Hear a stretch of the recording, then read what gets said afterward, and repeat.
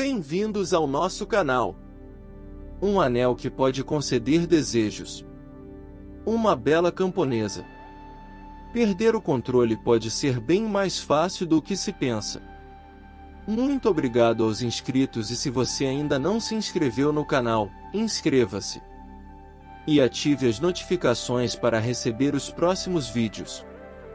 Não se esqueça também de deixar seus comentários e compartilhar essas histórias com seus amigos. Pegue seu prato de mandioca frita e seu copo de leite com groselha e vamos desvendar juntos essa história empolgante. Vamos juntos pela escuridão. O Anel Demoníaco. Amédée de Beaufort. Século XIX. Jane Lambert era uma jovem mulher, nascida na aldeia de Saissac. Ela era querida por sua inteligência e admirada por sua beleza. Mas foi esta beleza que a levou à perdição. Frequentemente, passava horas a fio contemplando, no espelho de um riacho, o seu semblante tão alvo e nobre quanto o de uma castelã. Muitas vezes, admirava a pequenez e a forma requintada de seus pés e mãos, a delicadeza e elegância de seu talhe. Então, com um suspiro, lamentava-se por vestir-se com simples e grosseira lã, enquanto ouro e pedras preciosas desciam pelas vestes de brocado da velha senhora de Saissac, quando, seguida por pajens e jovens cavaleiros, ia à igreja e ajoelhava-se sobre uma suntuosa almofada de veludo. Pobre Jane!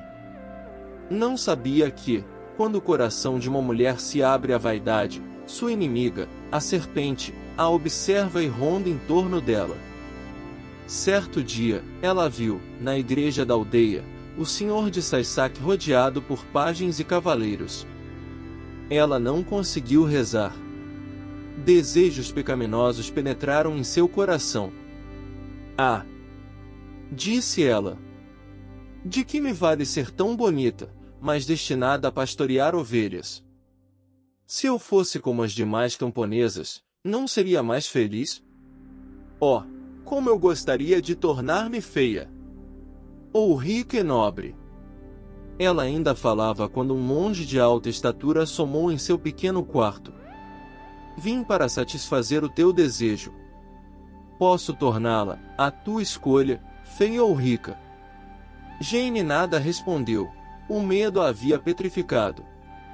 Pegue este anel, continuou o monge. Tens apenas que dizer as palavras gravadas ao longo dele e tudo o que desejas será realizado. Dizendo estas palavras, desapareceu. No entanto, o anel permanecia em seu dedo. Ela, contudo, hesitava em mantê-lo consigo. Pensou, primeiro, em jogá-lo fora. Mas estava curiosa. O misterioso monge não havia imposto qualquer condição ao doar-lhe o anel. Além disto, se o conservasse, seria obrigada a usá-lo. Assim, resolveu guardá-lo.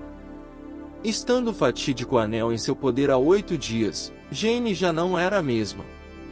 Antes, os seus companheiros a amavam porque ela era boa e sabia como compensar a sua beleza. Agora, porém, todos a acusavam de orgulho e altivez. E fugiam dela. E ela sequer havia usado o seu talismã. Jane tornou-se sonhadora e distraída. Se alguém lhe falava, não ouvia ou respondia. O que antes lhe aprazia, agora era motivo de desdém. Pois ela sabia que só precisaria formular um desejo para desfrutar de todos os prazeres da terra. Ela nem mesmo notava que os seus amigos a evitavam. O seu anel ocupava todos os seus pensamentos e ela ansiava por experimentar o seu poder.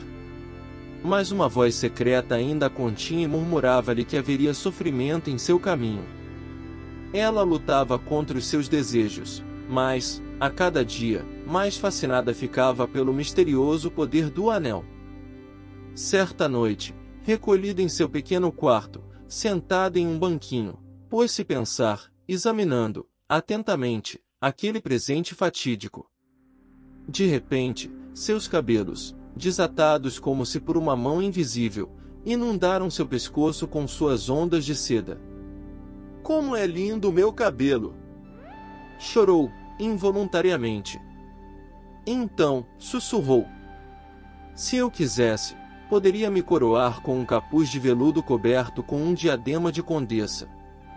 Oh, como eu ficaria linda e como gostaria de me ver assim! E, mecanicamente, ela leu as palavras todo-poderosas do anel. Imediatamente, uma luz brilhante iluminou o seu quarto, e Jane viu-se sentada diante de um espelho curiosamente cinzelado. O seu lindo cabelo escapava de um capuz de veludo, um vestido, bordado com pérolas e debruado com pele de esquilo, desenhava os graciosos contornos da sua cintura. E uma voz lhe disse: Jane, tu és tão bela quanto uma rainha e mais pobre que uma camponesa. É maravilhoso ser servida, sob um dossel, por pajens brazonados, é encantador, num torneio, ser saudada como a rainha da beleza. Vê como estes ornamentos combinam com o teu rosto, como estes ricos adornos parecem feitos para ti. Fórmula, pois, o teu desejo e tudo isto será teu. Então, teve ela a impressão de que um profundo sono pesava sobre os seus olhos. Aquela voz tornava-se cada vez mais fraca, por fim, cessou completamente.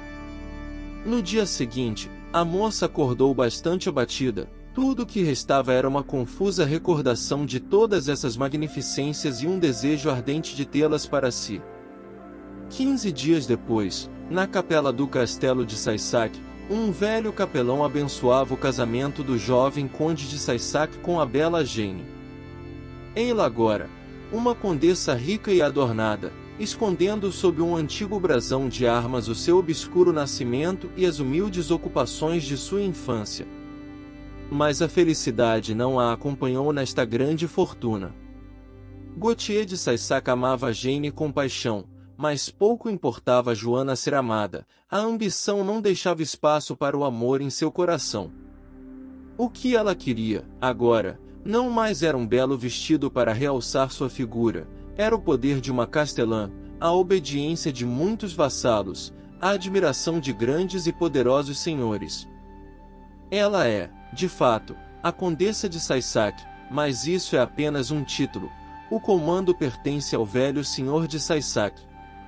Este pensamento se tornou sua obsessão, e ela não era uma mulher que se deteria diante de um desejo cuja satisfação dependia apenas de sua vontade. Que meios ela utilizou para aniquilar um poder que a ofuscava? Ela empregou a força do anel? Ninguém sabe. 6 meses se passaram. No grande pátio do castelo, 400 homens de armas estavam reunidos. No ousado olhar dos soldados, cuja alegria não se deixava constranger pela disciplina, era fácil ver que estavam prestes a intentar alguma expedição aventureira. Finalmente, surgiu o líder. Coberto com uma rica armadura damascada de ouro, empunhava uma maça. O seu capacete exibia penachos nas cores de Saissac. A viseira foi erguida, permitindo o vislumbre do rosto de Jane. O suave semblante da jovem pastora havia dado lugar a uma fisionomia severa e altiva. Ela montou agilmente em seu palafrém, voltou-se para o castelo e acenou em despedida para Gautier de Saissac, que, na sacada, parecia pálido e sofrido. Então, partiu a galope. Este foi apenas o prelúdio de suas incursões guerreiras. Gautier não tardou a morrer de uma langorosa enfermidade. Joana tornou-se a soberana absoluta do castelo. Para conseguir aquela posição, havia pronunciado mais de uma vez as palavras mágicas do anel. Mas o sucesso não satisfizera a sua ambição devoradora. Sentada sozinha e onipotente na sua cadeira senhorial, a orgulhosa condessa lançava à sua volta olhares aquilinos, parecendo uma águia à procura da sua presa. A primeira vítima que escolheu foi o senhor de Montolieu, o seu vizinho. Iniciou uma querela sobre os limites de seus feudos, e mandou intimar o barão de Montolieu, exigindo que viesse prestar homenagem à sua suzerana. Diga à condessa de Saissac, respondeu o barão, que, na França, a roca jamais deve colidir com a espada. Ao ouvir essa resposta, a orgulhosa castelã respondeu: Isso é bom. A roca de Jane de Saissac é mais pesada do que a espada do senhor de Montolieu. E, de fato, ela armou seus vassalos, e à guisa de massa, ela tomou para si uma roca de ferro. O poder do anel não deixaria dúvidas quanto ao resultado da luta. O cavaleiro foi derrotado. Atingido pela formidável arma de Jane, o barão ainda pôde ouvir as palavras zombeteiras que ela lhe dirigiu, ao aplicar-lhe o derradeiro golpe com a sua terrível roca. No entanto, em meio à turbulência daquela vida de sangue e combates, o coração de Jane empederniu. Tornou-se injusta, feroz, cruel, impiedosa. As suas conquistas tornaram-na poderosa, a sua bravura, célebre. Mas a felicidade obstinou-se em fugir dela. Ela era odiada como os tiranos são odiados. Somente seus homens de armas a amavam pela sua dureza e coragem, que a cingiam a eles. Certa noite, estava ela, como sempre, sentada junto à ampla lareira gótica do grande salão do castelo. A noite estava escura, e a lamparina, pendurada na abóbada, lançava uma luz incerta à sua volta.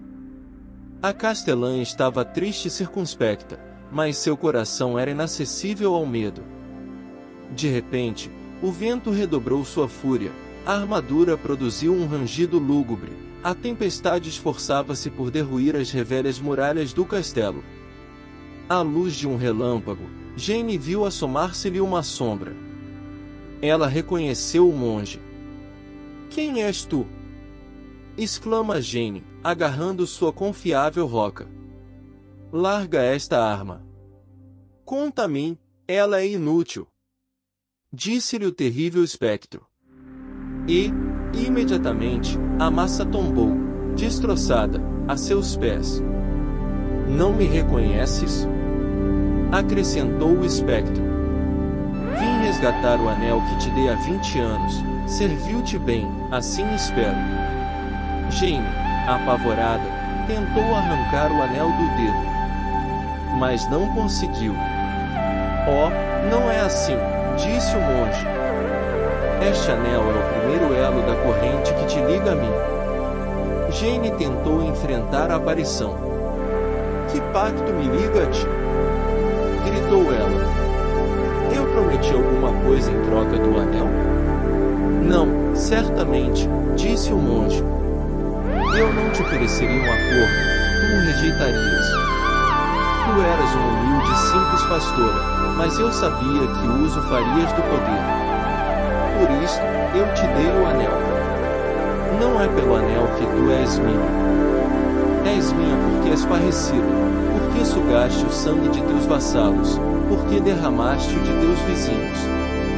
Tu me pertences pelos crimes que cometeste.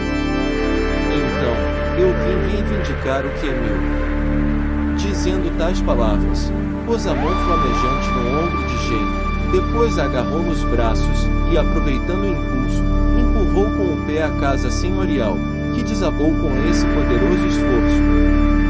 Disse em Saissac que o castelo não pôde ser reconstruído enquanto, numa noite sombria de novembro, se ouve o gemido do vento ao percorrer as ruínas do castelo.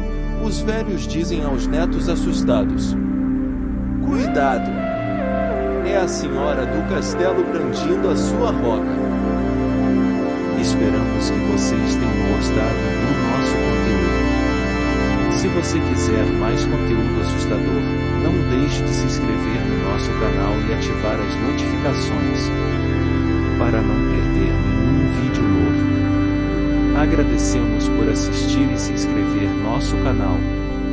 Todos os dias temos novos vídeos. Até a próxima!